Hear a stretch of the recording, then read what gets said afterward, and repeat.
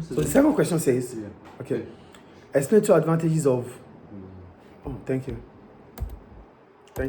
Recording in progress. The second question says, explain two advantages of an economy of ending child labor. First, what is child labor? Child labor, I wrote, it refers to work that is not mentally, physically, socially, or morally dangerous and harmful to the child or to children. Do you understand? That's what child labor is. Work that is mentally, morally, physically, socially harmful or dangerous for children.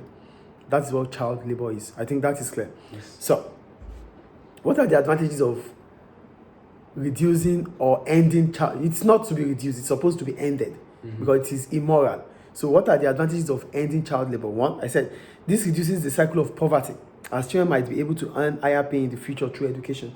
Because if child labor stops, it means the children have the opportunity to go to school. Yes or no? So having the opportunity to go to school means that in the future, they have the opportunity to earn more in the future. So that cycle of poverty in their family could reduce. That's the first point.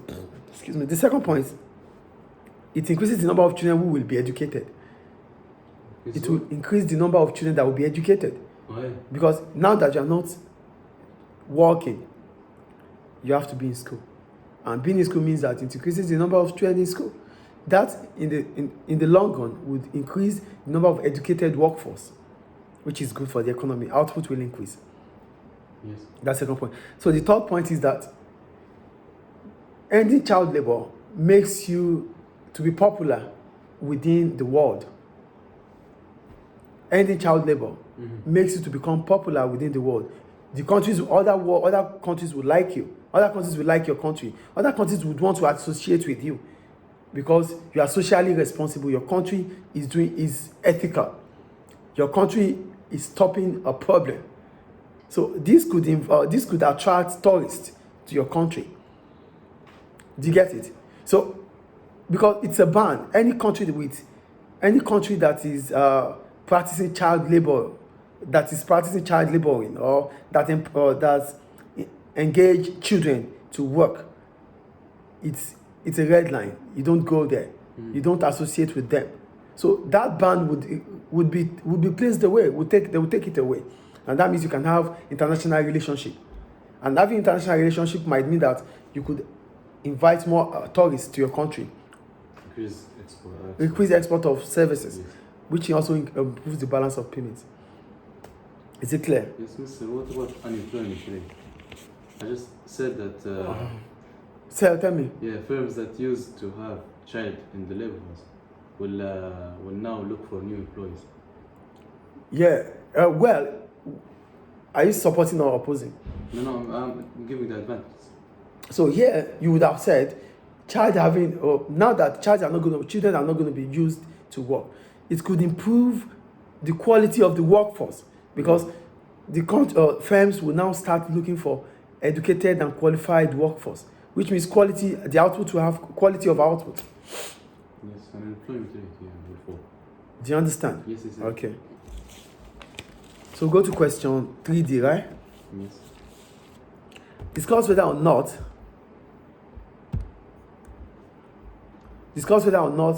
an economy would benefit from allocating more of its resources to agriculture. First, what is agriculture? Agriculture is the rearing of crops.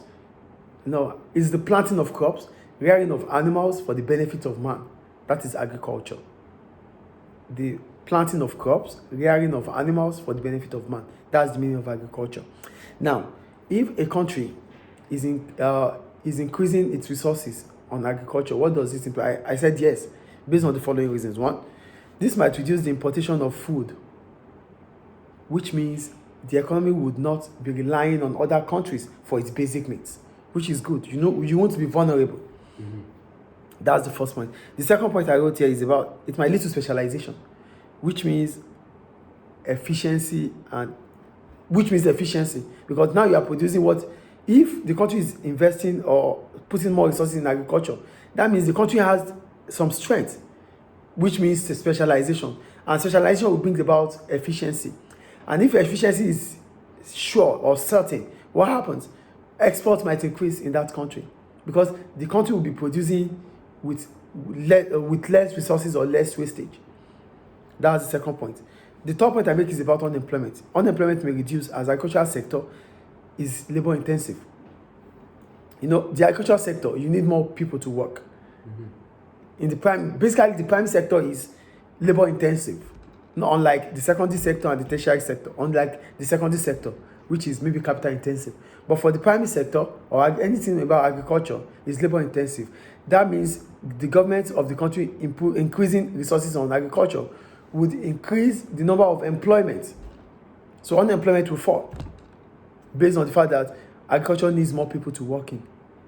That's the third point. And the last point I make is that it may improve the current account deficit, either deficit or increase current account surplus in the economy. Why? Because the country will be internationally competitive due to specialization. Goods will be cheaper in that country. Is it clear? Isn't it the same point as the second one? No, it's not the same. The second point is talking about efficiency, which increases output and export. This one is talking about improving the current account balance of payment, which might be as a result of reducing your imports or increasing your exports. Is it clear now? Yes. All right. So that's about question 3.